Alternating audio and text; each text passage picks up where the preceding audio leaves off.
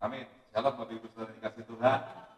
Puji Tuhan. Kalau kita memperingati Natal, kita bilangnya apa? Selamat Natal. Ya toh? Kalau kita memperingati Paskah, kita bilangnya Selamat Paskah. Hari ini kita memperingati kenaikan Tuhan Yesus Kristus. Mari kita katakan ke samping kanan kiri apa? Nah, kan bingung kan? Karena nggak biasa ini diucapkan. Ya toh, biasanya Selamat Paskah ya, Selamat Natal ya. Mari kita hari ini selamat kenaikan Yesus Kristus. Coba katakan kanan kiri. Selamat kenaikan Yesus Kristus. Nah, itu membuktikan bahwa perkataan kita adalah perkataan iman kepada Yesus Kristus dan bersyukur Menteri Agama sudah menyetujui. Nanti bagaimana keputusannya supaya hari raya besar ini tidak ditulis di kalender hari kenaikan Isa Al-Masih, tapi akan menjadi hari kenaikan Yesus Kristus. Nah, ini semakin meneguhkan kembali bahwa pilihan kita untuk mengikut Tuhan Yesus Kristus tidak salah. Ada yang merasa salah ikut Tuhan Yesus? Jangan sampai kita ragu-ragu lagi. Jangan sampai kita masih bimbang lagi. Nah, oleh karena itu, hari ini saya akan sampaikan kebenaran dengan tema makna kenaikan Yesus Kristus. Memang di dalam kehidupan kekristenan ada beberapa hari raya besar yang sering kita peringati. Kelahiran Yesus Kristus kita peringati seperti hari Natal. Kematian Yesus Kristus, Jumat Agung, belum Paskah, istilahnya belum Paskah, belum kebangkitan. Yesus harus mati dulu. Dan Jumat Agung ke Paskah cuma 3 hari. Kita lihat Paskah. Dan selama 40 hari setelah Yesus bangkit, Yesus masih ada di dalam dunia, menjumpai murid-muridnya. Untuk apa? Untuk meneguhkan, untuk menguatkan, untuk memantapkan iman mereka, sampai pada akhirnya di hari ini kita memperingati kenaikan Tuhan Yesus Kristus ke surga. Nah, momen ini harus kita maknai dengan serius, karena disinilah titik satu poin di mana tugas kita sebagai murid-murid Kristus, sebagai anak-anak Tuhan, mulai start. Kalau zaman murid-murid Tuhan Yesus melakukan tugas pelayanannya. Jadi bisa dikatakan bahwa saat Yesus harus naik ke surga, maka terjadi perpisahan antara Yesus yang sudah dianggap guru bagi murid-muridnya, yang dianggap sebagai Tuhan mungkin, Mesias, juru selamat, tetapi harus berpisah. Bagaimana rasanya perpisahan itu? Tentu biasanya perpisahan itu menimbulkan rasa duka cita. Seringkali begitu ya. Kalau manusia normal, SD dulu, kita pernah SD tuh, sekolah SD ya. Kalau SD kelas 6 lulus mau masuk SMP, biasanya diadakan acara apa? Perpisahan. Padahal berpisah sungguhan apa enggak? Masih ketemu. Yang berpisah itu cuma dari tingkat SD masuk ke SMP. Ternyata di SMP-nya teman kelasnya ya masuk SMP yang sama, kan sama aja sebetulnya. Tapi ada masa perpisahan guru dengan muridnya. Biasanya kalau dulu waktu zaman saya masih SD, nyanyinya lagunya itu apa? Perpisahan itu. Masih ingat enggak? Telah tiba saatnya kita akan berpisah. Itu lagu lama ya. Lagu zaman SD betul ya. Waktu zaman SMP, zaman SMA mulai setiap kali naik tingkat ada perpisahan. Cuman seiring dengan waktu, kalau sudah besar-besar begitu, lagu perpisahannya nggak kayak yang pertama tadi. Lagu perpisahannya itu lagunya sudah beda. Lagunya apa?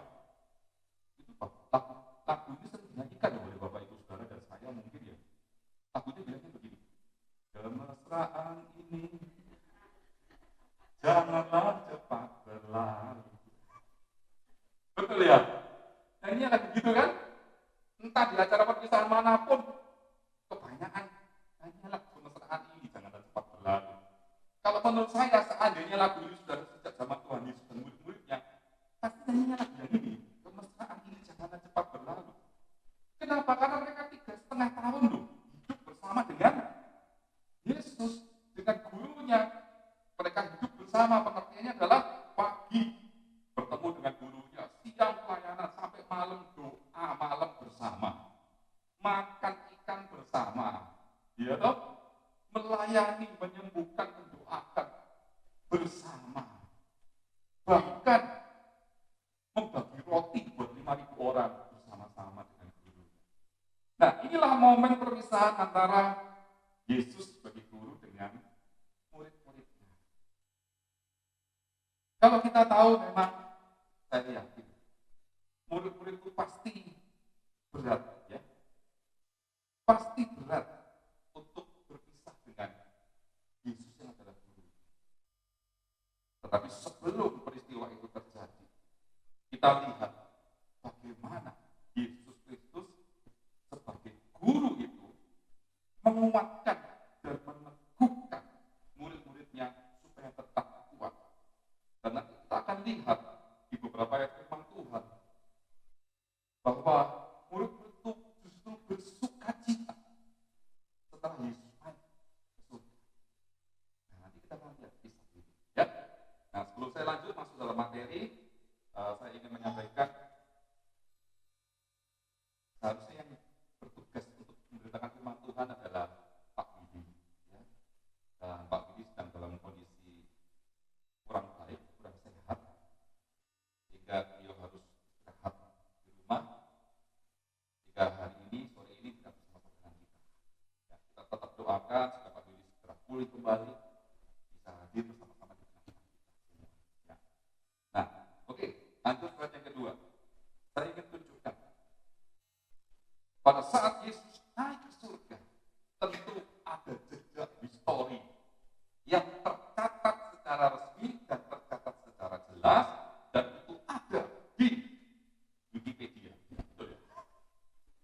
Kalau dicari di internet pasti ketemu, karena jejaknya jelas. Inilah lokasi kenaikan Tuhan Yesus ke surga, yaitu di atas bukit Zaitun. Nah, kalau kita lihat di dalam Kisah Para Rasul 1 ayat 12, firman Tuhan berkata, maka kembalilah rasul-rasul itu ke Yerusalem dari bukit yang disebut Bukit Zaitun, yang hanya seperjalanan Sabat jauhnya dari Yerusalem. Di ayat ini menunjukkan murid-murid atau rasul-rasul itu sudah kembali dari peristiwa mereka melihat Yesus naik ke surga. Dikatakan seperjalanan Sabat. Sebetulnya seperjalanan Sabat itu dalam definisinya itu kurang lebih 2.000 langkah. Dan 2.000 langkah itu berapa? Sekitar 1,5 kilo. Nah, ternyata begitu. Jadi dari Yerusalem itu tidak begitu jauh. Memang harus mendaki bukit tadi. Nah, tapi disitulah Yesus naik ke surga. Dan Yesus naik ke surga disaksikan oleh begitu banyak murid dan rasul. Dan mereka melihat satu pemandangan yang nyata. Bukan penglihatan, bukan halusinasi, tapi murid-murid itu melihat satu fakta dan kebenaran di mana mereka menyaksikan bahwa Yesus itu naik ke surga. Ya. Nah, memang kalau kita lihat di dalam Alkitab, kalau kita baca dari kitab Injil, tidak banyak membahas tentang kenaikan Tuhan Yesus. Kisah-kisah ini ada ditulis dalam Matius 28 ayat 16 sampai 20. Itu memang hanya tersirat saja, karena tidak spesifik di ayat ini menunjukkan bahwa Yesus naik ke surga. Matius 28 ayat 16 sampai 20. Lalu di dalam Markus 16 ayat 9 sampai 20, ayat yang spesifik menunjukkan bahwa dia naik ke surga ada di dalam Markus 16 ayat 19. Teman-teman berkata, sesudah Tuhan Yesus berbicara demikian kepada mereka, berbicara kepada murid-muridnya, terangkatlah ia ke surga, lalu terus duduk di sebelah kanan Allah. Jadi Markus Markus menuliskan dengan jelas bahwa Yesus terangkat ke surga dan duduk di sebelah kanan Allah. Lalu dalam Lukas 24 ayat 50 sampai 53, dan ayat yang spesifik menunjukkan bahwa Yesus naik ke surga adalah di ayat 50 dan 51. Lalu Yesus membawa mereka keluar kota sampai dekat Betania. Di situ ia mengangkat tangannya dan memberkati mereka. Di sebelum Yesus terangkat memberkati murid-murid. Ya, 51. Dan ketika ia sedang memberkati mereka, ia berpisah dari mereka dan terangkat ke surga. Oleh karena itu, kalau kita lihat gambar-gambar di kalender atau gambar-gambar bagaimana Tuhan Yesus terangkat ke surga, tangannya selalu memberkati. Nah, di sini kita melihat bahwa katanya saat momen Yesus naik ke surga, itu dia memberkati murid-muridnya. Dan sebelum dia memberkati, sebelum dia terangkat itu dia meninggalkan pesan. Nanti kita akan bahas apa pesan-pesannya. Sedangkan Injil Yohanes itu tidak mencantumkan ayat spesifik tentang kenaikan Yesus ke surga. Nah, kita akan baca dalam Kisah Para Rasul 1 ayat 1 sampai 11. Yang kita baca adalah mulai ayat 9 sampai 11 saja. Firman Tuhan berkata, kita baca sama-sama ya Bapak Ibu Saudara supaya Anda ngantuk. Ini ada yang ngantuk ya? Oke, kalau ada yang ngantuk saya suruh berdiri. Nah, ayo kita berdiri dulu. Nah, berdiri sebentar, kita baca sama-sama ayat ini. Ini menjadi ayat emas kita hari ini. Kisah Para Rasul 1 ayat 1 sampai 11, kita baca mulai ayat 9 sampai 11. Oke, 2, 3. Sesudah ia mengatakan demikian, terangkatlah ia disaksikan oleh mereka, dan Allah menutupnya dari pandangan mereka. Ketika mereka sedang menatap ke langit waktu ia naik itu, tiba-tiba berdirilah 2 orang yang berpakaian putih dekat mereka dan berkata kepada mereka, "Hai orang-orang Galilea, mengapakah kamu berdiri melihat ke langit? Yesus ini yang terangkat ke surga meninggalkan kamu akan datang kembali dengan cara yang sama seperti kamu melihat dia naik ke surga." Amin. Silakan duduk. Bapak Ibu percaya ayat ini? Firman-Nya ya dan amin. Saat mereka menyaksikan bagaimana Yesus naik ke surga, mereka terpana. Mungkin Bapak Ibu Saudara dan saya kalau ada di tempat itu pada saat itu, mendengar perkataan Yesus saja sudah rasanya hati ini berkobar-kobar, betul ya? Mendengar perkataan Tuhan berbicara aja rasanya, wah, yang lemes jadi segar lagi, ya toh? Yang pikirannya lagi penuh dengan masalah, tiba-tiba bersih, masalah hilang semua. Yang timbul adalah hati yang penuh dengan sukacita, ingin memuji Tuhan, menyembah Tuhan. Perkataan-perkataan yang Yesus sampaikan, apalagi istilahnya kalau mau perpisahan itu pidatonya itu luar biasa, betul ya? Kalau mau wisuda itu kan, nah, ada sambutan, gitu kan? Rektor, sambutan dari mahasiswa terbaik. Tentu kata-kata yang disampaikan itu adalah kata-kata yang mengobarkan semangat, mengobarkan iman, membangkitkan iman.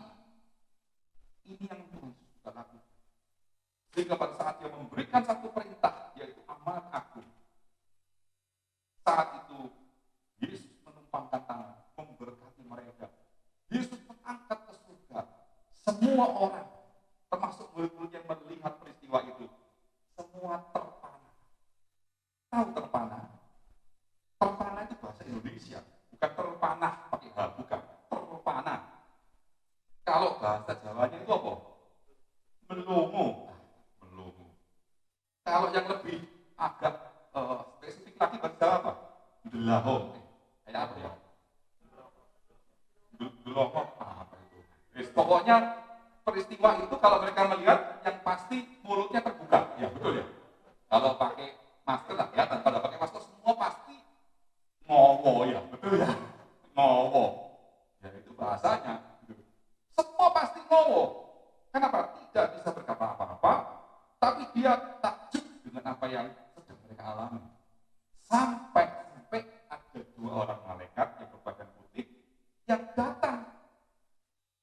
mungkin kalau malaikatnya zaman sekarang, pasti di depan itu begini.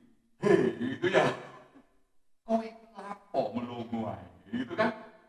Mungkin baru sadar kembali menginjak dunia. Karena waktu itu sudah kayaknya itu naik bersama dengan Tuhan, murid-murid Tuhan Yesus. Mengalami satu peristiwa supranatural yang luar biasa, kira-kira ada di dalam hadirat Tuhan yang luar biasa. Kalau boleh dibilang, pasti yang hadir saat itu mereka ingin naik bersama dengan Tuhan. Betul enggak? Pasti pengen naik Tuhan. Tuhan ikut kemana Tuhan? Naik ke surga, aku ikut. Pasti semua kepingin begitu. Dan merasa bahwa dirinya sudah mulai terangkat. Pas saat dirinya sudah mulai terangkat, malaikatnya datang. Hei, kenapa kau mau wah? Gitu kan? Malaikatnya datang. Oh, kaget, sadar bahwa dia masih ada di sini. Tapi Tuhan yang terangkat ke surga sudah hilang dari pandanganmu.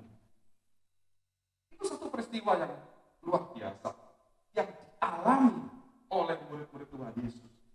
Dan melalui peristiwa itu, pertanyaannya adalah, bagaimana perasaan murid-murid pada saat ditinggalkan oleh gurunya? Tadi kalau peristiwa perpisahan, meskipun lagunya nyanyi kemesraan ini janganlah cepat berlalu, hatinya pasti sedih. Betul ya? Nyanyi pasti sambil meneteskan air mata. Karena berpisah, tidak ketemu lagi mungkin. Tapi murid-murid Tuhan Yesus, apa yang terjadi dengan murid-murid Tuhan Yesus? Saya akan bacakan dalam Lukas 24 ayat 52 dan 53. Memang tidak ada di sini ya. Lukas 24 ayat 52 dan 53. Saya ingin bacakan satu ayat. Apa perasaan seperti apa yang murid-murid Tuhan Yesus alami pada saat itu? Ayat 52, mereka sujud menyembah kepadanya. Lalu mereka pulang ke Yerusalem dengan sangat bersuka cita. Ya, ayat 53, mereka senantiasa berada di dalam bait Allah dan memuliakan Allah. Ternyata dengan peristiwa itu, murid-murid sujud menyembah kepada. Jadi setelah mungkin diawi sama malaikat tadi, hei, dia sudah naik kembali ke surga. Dia yang naik akan turun kembali, datang kembali dengan cara yang sama. Membuat mereka sadar, murid-murid sadar bahwa betul itu Yesus. Betul dia Tuhan. Sehingga dikatakan di Lukas 24 ayat 52, mereka sujud menyembah kepadanya. Fisiknya sudah tidak kelihatan, sudah naik ke surga. Tapi murid-murid sujud. Mereka pulang ke Yerusalem dengan sukacita.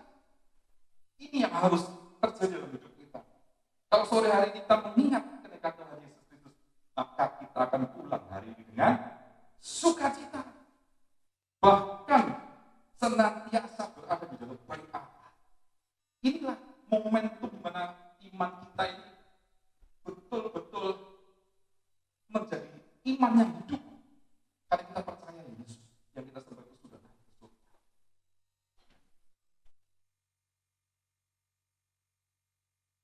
Nah, sekarang saya akan masuk dalam materi utama. Tetapi masih pendahuluan, Bapak Ibu Saudara. Ini sudah berapa menit ya? Nah, apa yang menjadi makna kenaikan Yesus Kristus ke surga bagi kita semua, orang-orang yang percaya kepadanya? Berikutnya, pertama, saya catat cuma 3 saja supaya tidak panjang-panjang. Yang pertama, makna kenaikan Yesus Kristus ke surga bagi kita orang percaya adalah, satu, meneguhkan iman kita kepada siapa? Yesus Kristus. Ya. Mengapa kita perlu percaya kepada Yesus Kristus? Hari ini sekali lagi saya sampaikan bahwa Yesuslah pemilik surga. Kalau tujuan hidup kita suatu saat nanti masuk ke dalam kerajaan surga, maka kita harus percaya kepada Yesus Kristus, karena dialah pemilik surga itu. Saya bacakan beberapa ayat. Yohanes 3 ayat 13. Tidak ada seorang pun yang telah naik ke surga selain daripada Dia yang telah turun dari surga, yaitu Anak Manusia. Ini membuktikan bahwa Yesus yang lahir dalam dunia sebagai anak manusia, dia mati di atas kayu salib, dia bangkit, dia hidup, dan dia harus kembali ke rumahnya. Di mana? Di surga. Jadi dialah pemilik surga. Dia yang berasal dari sana, dan dia harus kembali ke sana. Yohanes 6 ayat 62. Dan bagaimanakah jikalau kamu melihat anak manusia naik ke tempat di mana ia sebelumnya berada? Nah, sebelumnya ada di mana? Dia yang memiliki surga itu. Dia ada di surga dan dia kembali ke surga. Efesus 4 ayat 10. Ia yang telah turun, ia juga yang telah naik jauh lebih tinggi daripada semua langit untuk memenuhkan segala sesuatu. Jadi siapa yang sudah naik sampai langit ketiga? Siapa yang pernah naik sampai langit tingkat ke-7? Pernah dengar itu kan? Apakah itu surga? Bukan, Bapak Ibu Saudara. Surga jauh lebih tinggi daripada semua langit. Surga itu milik Yesus Kristus. Lanjut slide berikutnya.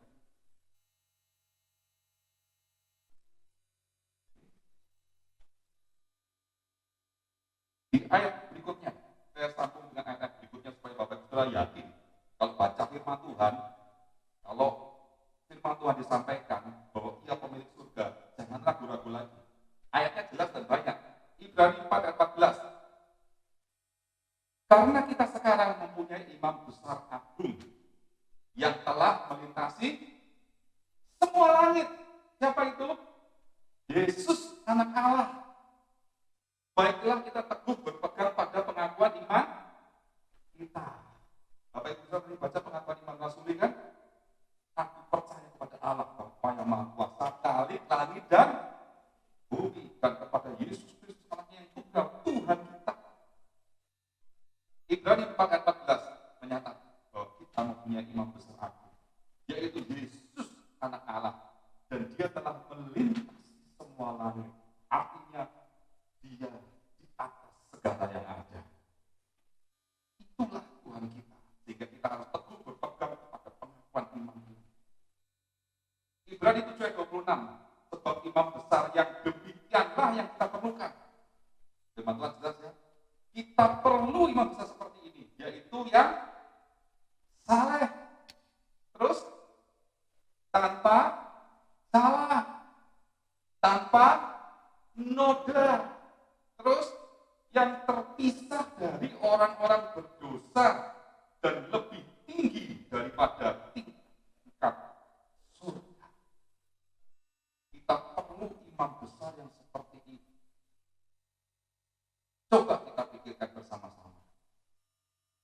Saya tidak mau membandingkan dengan agama manapun, tapi kita sama-sama sudah memiliki pengetahuan. Setiap agama itu memiliki kepercayaan terhadap Tuhannya. Setiap agama memiliki Allahnya masing-masing. Tapi adakah Allah yang seperti imam besar yang ditunjukkan di dalam Ibrani 7 ayat 26 yang kita perlukan? Yaitu yang salah, yang tanpa salah, tanpa noda, bahkan terpisah dari orang-orang yang berdosa dan lebih tinggi daripada tingkat-tingkat surga. Ini sudah membuktikan imam besar agung, anak Allah, Yesus Kristus, yang kita percayai benar-benar Allah yang memiliki segalanya. Itu Tuhan kita, Bapak Ibu Saudara kasih Tuhan. Dialah yang memiliki surga itu. Kisah para Rasul 1 ayat 3. Kepada mereka ia menunjukkan dirinya setelah penderitaannya selesai, dan dengan banyak tanda ia membuktikan bahwa ia hidup. Sebab selama 40 hari ia berulang-ulang menampakkan diri dan berbicara kepada mereka tentang kerajaan Allah. Jadi kita tahu ya, setelah kebangkitan Yesus dari kematian, masih menjumpai murid-muridnya, Yesus sudah menyelesaikan penderitaannya. Dan dengan banyak tanda ia membuktikan bahwa ia hidup. Artinya setelah dia bangkit, dia masih berulang kali menunjukkan diri kepada murid-muridnya dan kepada banyak orang, lebih dari 500 orang. Dia menyatakan dirinya, dia menunjukkan, dia menampakkan diri, dan dia berbicara. Nah, apa yang Tuhan Yesus katakan kepada murid-muridnya setelah dia bangkit dari kematian? Dia berbicara tentang kerajaan Allah. Ini yang harus kita pelajari. Sebelum Yesus naik ke surga, dia berbicara tentang kerajaan. Karena Yesus sudah berkata, aku berasal dari surga. Aku akan kembali ke surga. Aku yang memiliki surga. Aku yang berkuasa atas dunia ini. Dan itu adalah nyata. Tuhan Yesus sedang mengajarkan pada murid-muridnya bahwa iman mereka, percaya mereka kepada Tuhan itu tidak salah. Dan hal yang sama saat malam hari ini saya sudah sampaikan kepada Ibu Saudara dan saya. Iman percaya kita kepada Yesus Kristus tidak salah. Dia yang memiliki surga. Makna kenaikan Tuhan Yesus Kristus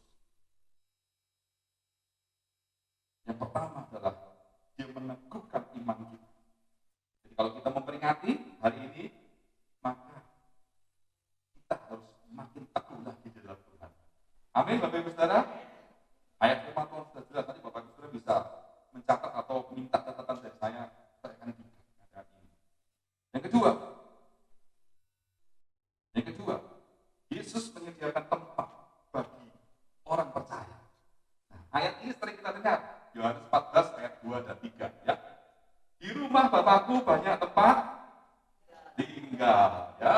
Jika tidak demikian tentu aku mengatakannya kepadamu. Sebab aku pergi ke situ untuk menyediakan tempat bagimu.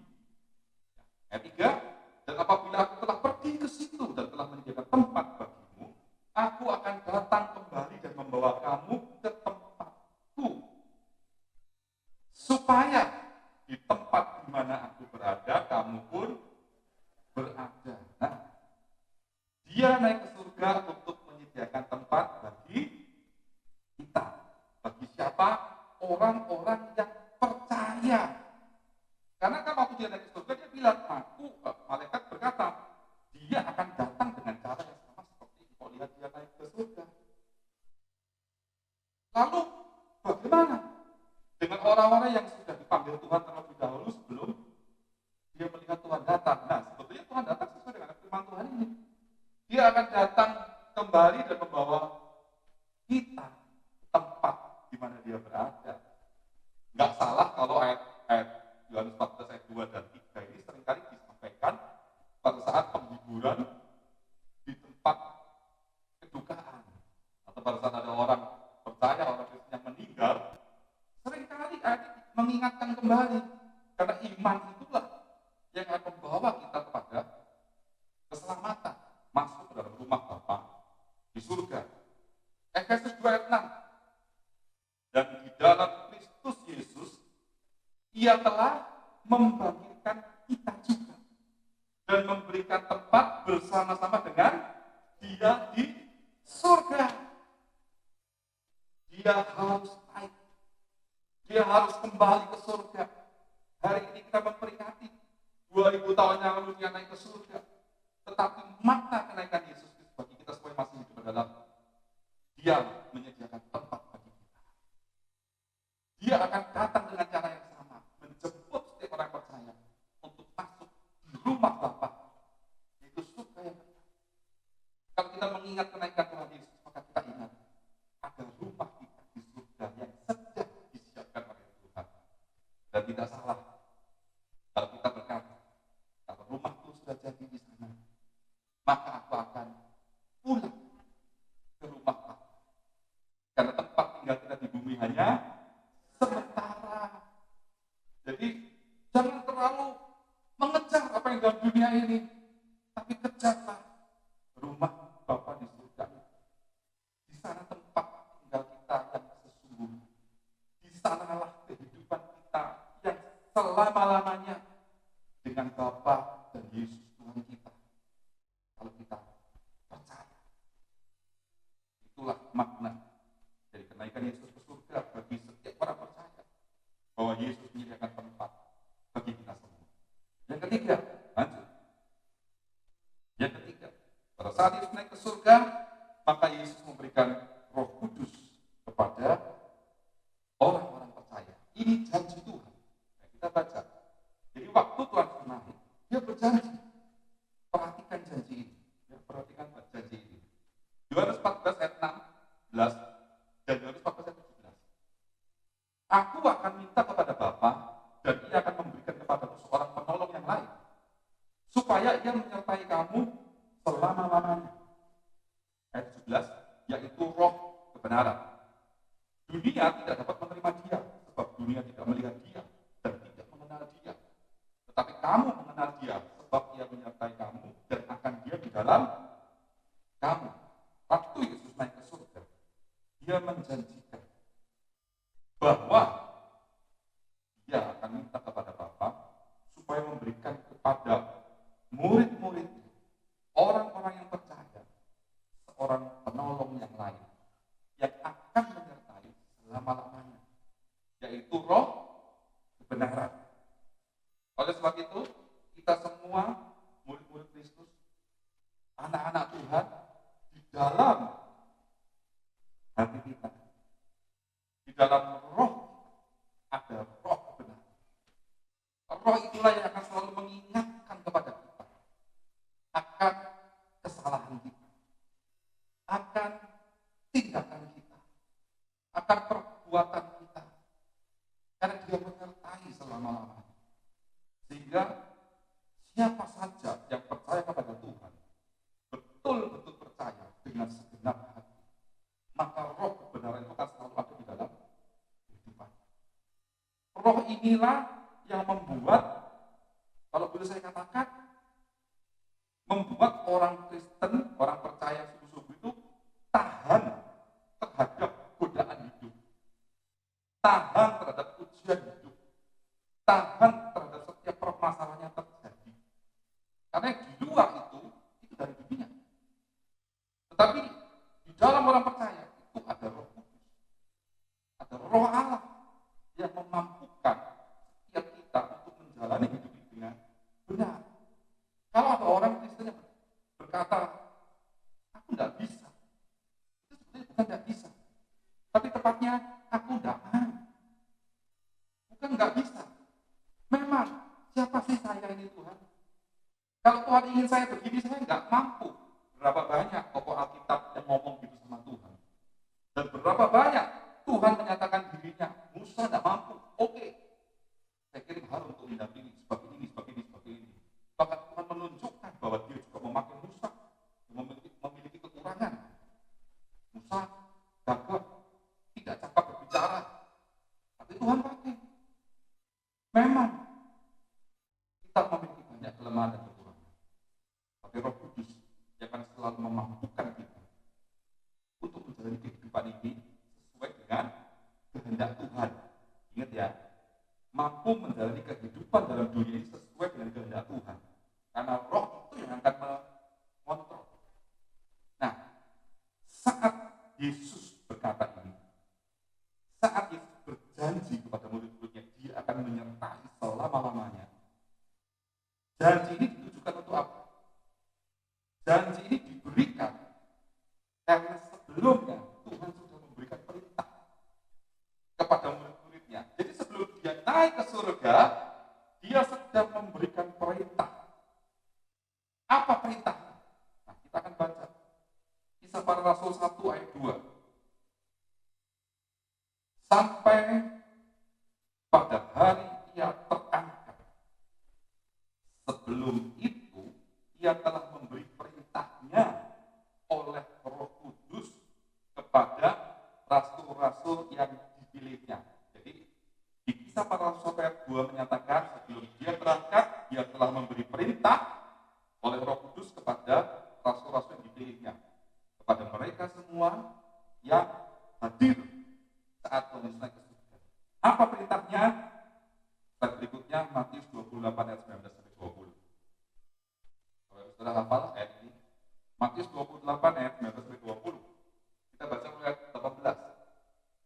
Yesus mendekati mereka dan berkata, "Kepadaku telah diberikan segala kuasa di surga dan di bumi. Karena itu pergilah, jadikanlah semua bangsa muridku, dan baptislah mereka dalam nama Bapa dan Anak dan Roh Kudus. Dan ajarlah mereka melakukan segala sesuatu yang telah kuperintahkan kepadamu, dan ketahuilah, aku menyertai kamu senantiasa sampai kepada akhir zaman." Perintah ini kita kenal dengan amanat agung Kristus. Perintah ini diberikan sebelum Yesus Kristus naik ke surga. Jadi kalau kita hari ini memperingati kenaikan Yesus ke surga, tentu ada satu momen yang harus kita ingat, bahwa perintah itu diberikan kepada murid-muridnya. Perintah yang sama diberikan kepada kita, karena kita hidup sebagai anak Allah.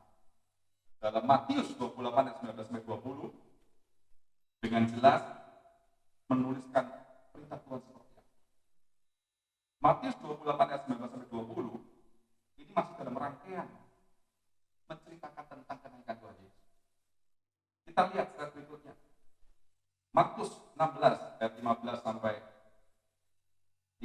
16, ya, karena tadi di awal saya sampaikan beberapa ayat di dalam Injil menceritakan tentang kenaikan Tuhan Yesus, tapi beberapa ayat ini justru memberikan perintah ini.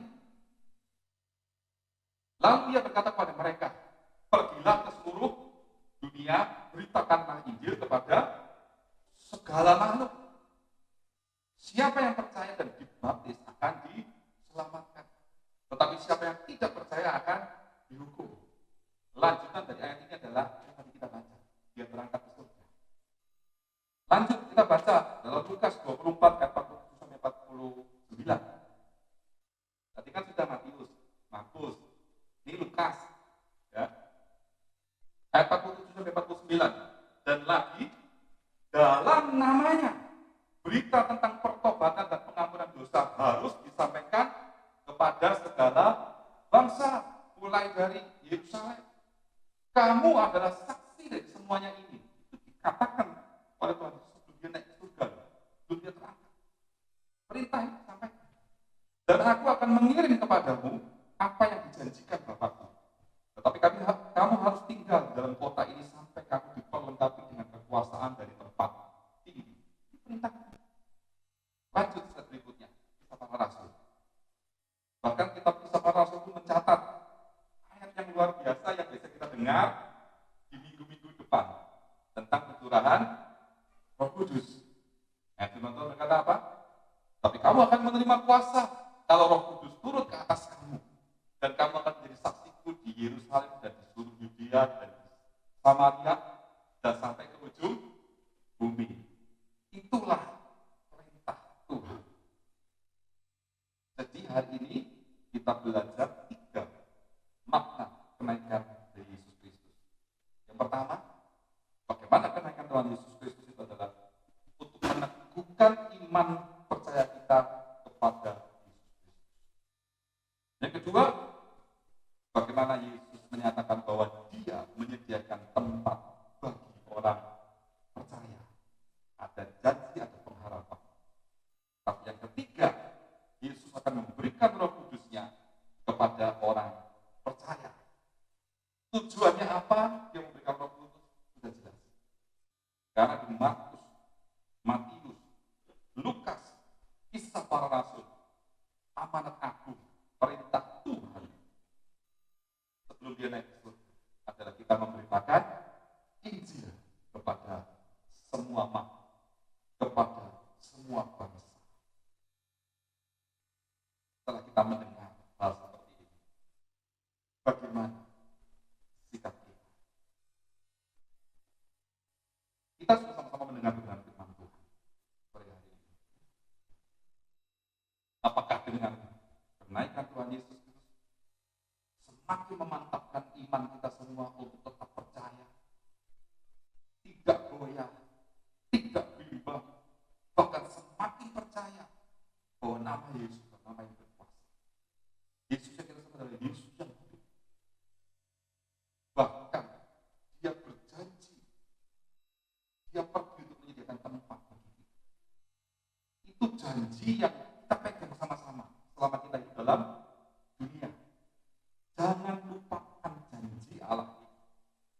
jangan pernah lupa akan janji Allah. Kalau dia berjanji, dia akan menepati. Tuhan tetap setia, sekalipun kita ini yang seringkali tidak setia. Dia pasti akan menepati janji itu, asalkan kita juga semakin setia kepada Tuhan. Dan tugas kita hari ini, saya mengingatkan kembali Bapak Ibu Saudara saya, hidup kita di dalam dunia ini untuk memberitakan Injil, untuk menceritakan kebaikan Yesus, untuk menceritakan tentang kerajaan surga, untuk menceritakan bahwa ada juru selamat dalam hidup ini, yaitu namanya Yesus Kristus, yang akan memimpin, menolong, membawa kita sampai kepada tujuan akhir, yaitu hidup kekal selama-lamanya. Puji Tuhan. Dan yang terakhir, biarlah hari ini, setelah kita mendengar firman Tuhan ini, mari kita hidup semakin setia kepada Tuhan. Mau hidup setia kepada Tuhan sampai selama-lamanya, sampai akhir menutup mata. Biar ini menjadi iman kita di hadapan Tuhan, menjadi janji kita di hadapan Tuhan. Dan yang kedua, bersaksilah tentang Yesus dan pekerjaannya kepada orang lain. Jangan kebahagiaan, kesukaan, sukacita, janji pengharapan itu hanya kita miliki untuk diri kita sendiri. Karena kita melihat masih banyak di sekeliling kita yang tidak melihat hal seperti itu, yang masih